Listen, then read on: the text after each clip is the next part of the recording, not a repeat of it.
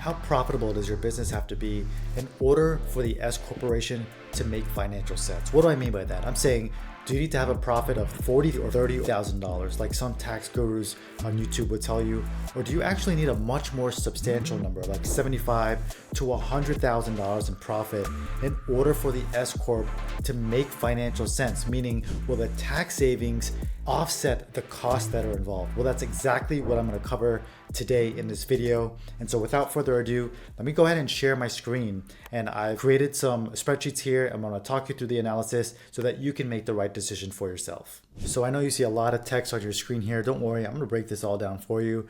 Let's start with what's going on with these tabs here. I've got a comparison at $75,000 in profit, as well as a comparison at $100,000 of profit. And I'll show you both. First, I'll break down the $75,000. I'll kind of go a little bit slower there. Then we'll bump it up to $100,000, and you can see how the numbers change and how much profit you might need in your business in order for you to make the S Corp election for your business. So what we have here is your business taxed as a sole proprietorship. And this could even mean that you have a single member LLC. As long as you didn't make any type of S Corp election for that single member LLC, then it will be taxed as a sole proprietorship. So in your business, you made $100,000 in revenue, right? That's $100,000 in sales. You had $25,000 in expenses and a business profit of $75,000. This does not apply right now, your reasonable compensation, because as a sole proprietor, you, the business owner, do not pay yourself a salary. What happens though, on this $75,000 of profit, is that you are to pay Social Security and Medicare taxes. As a sole proprietor, this is called self-employment taxes. It's roughly 15% or so of your business profit. If you want to do that calculation yourself, it's more like 14%. But you can see that it's $10,597 that you pay in Social Security and Medicare taxes.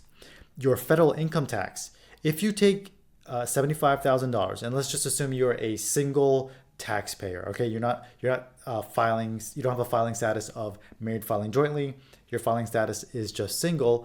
Well, when you throw the $75,000 through the various tax brackets, and you also pay some other types of taxes that are involved, your income tax is $5,141. So what's your total tax? It's $15,738. That's the combination of the Social Security and Medicare taxes. As I said before, that's called self-employment taxes when you are a sole proprietor, as well as the income taxes. So $15,738. Now, if you listen to a lot of people on YouTube, including myself, in previous years, I've said that, hey, maybe a lower number would be okay, then you might make this mistake. You might make $75,000 of profit, or even less. You might make 30, 40, 50,000 and make this decision, and it'll be a mistake for you. Let me show you why. As an S corporation, all these numbers stay the same up here, okay? But now what you need to do is you need to pay yourself what's called reasonable compensation. And so in my example, I'm being very aggressive and just saying that your reasonable compensation would be $37,500. So what does that mean? That means that you have to pay Social Security and Medicare tax on the $37,500. This is usually 6.2%, and this number here is 1.45. This is the Social Security. This is the Medicare amount. And so you have to pay that as the employee, and then your employer, which is your business, has to pay it as well, 6.2 and 1.45, for a total of 15.3%. So if you're trying to recreate this math, it's the 37,500 times 15.3%, which will get you $5,738, okay? Now, that means you saved $4,860 when you compare it to the sole proprietorship, right? This minus this is a tax savings of $4,860.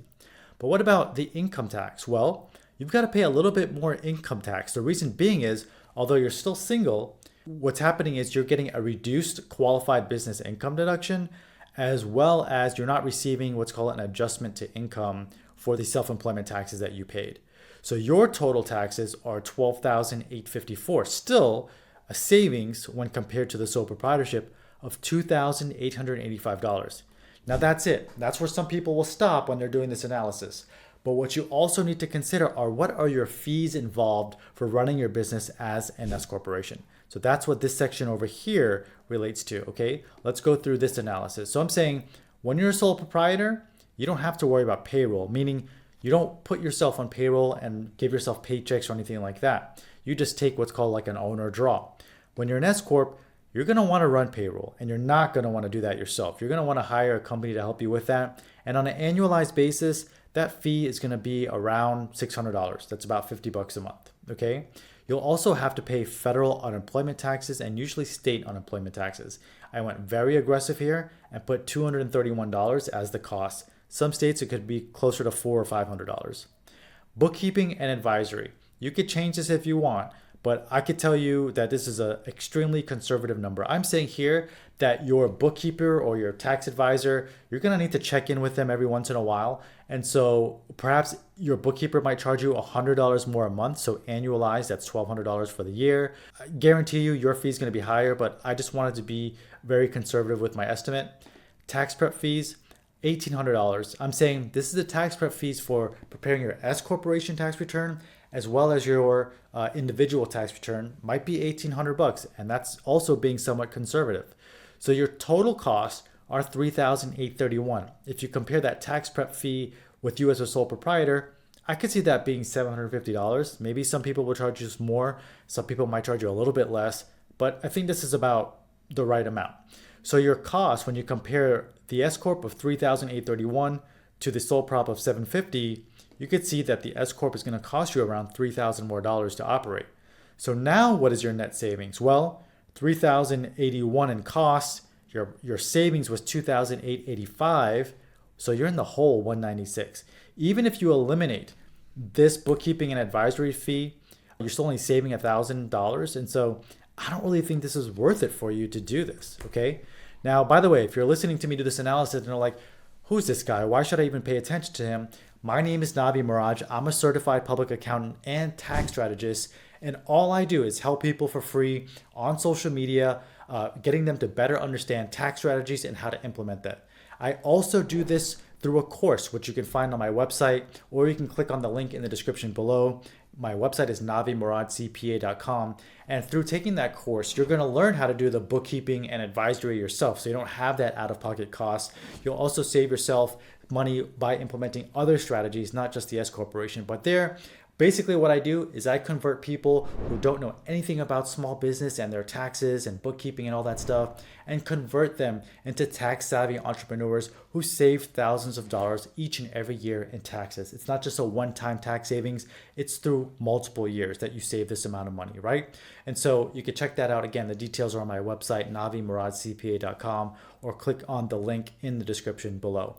However, let's now do this analysis for $100,000 in profit. Because as I said, I myself, when I first started, made some videos saying, hey, maybe $40,000 or $50,000 of profit and the S Corp makes sense. But no, it really doesn't. You need a lot more profitability to your business for this to really make financial sense for you.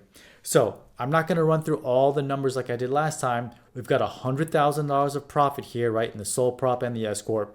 You could see the taxes being paid, $14,130 in self-employment tax versus $6,120 in FICA taxes. That's Social Security and Medicare, okay? I did bump up the salary a little bit, the reasonable comp to 40 grand. So your tax savings, when you look at Social Security and Medicare alone, is $8,010. However, now we have to look at your federal income tax paid. Same things apply like they applied before, meaning you've got, you're losing out, if you will, on the adjustment to income for your self-employment tax paid, as well as a reduced qualified business income deduction. And so your total taxes paid are $17,746 versus $24,194, a savings of $6,448. Again, you have those costs we went over before in the $75,000 example. They're the same. I haven't changed them, so not going to go through all that again. And so your net tax savings is $3,367. If you want to take my course and you learn the bookkeeping and advisory and all the tax strategies to implement them on your own, well, now your tax savings is more like $4,567, right? But if you're paying someone to do that work, it's a bare minimum of $1,200 a year for someone to help you with the bookkeeping. I shouldn't say help you with the bookkeeping. Bookkeeping is going to cost you anywhere from $300 on up per month. But the additional cost from a sole proprietorship to an S Corp is probably $100 a month at a minimum. So as you can see here, This is when the S Corp starts to make financial sense, right? At least with the sole proprietorship example, you got more money of yours going into Social Security, and so you might get a better benefit from Social Security when it's your time to collect. Whereas with the S Corp, the amount that's getting paid into Social Security is based off this 40 grand amount, not this 100 grand amount like it is with the sole proprietorship. So that's something else that you need to factor into your equation. With this S Corp tax savings of $3,367, are you going to invest that money into a retirement account? If not, you could argue that the sole proprietorship would still be better off for you in the long run. If you'd like to see more examples of this and a much greater detailed analysis, I have another video that will actually compare the sole proprietorship, the S Corp, the partnership, and even a C corporation if you're wondering what entity would be best for you from a tax savings perspective. You can check that video out next. It's coming up. It'll be here in the corner in just a moment. But in the meantime, if you enjoyed this video, please do like and subscribe to the channel, and I'll see you either in the course or in the next video.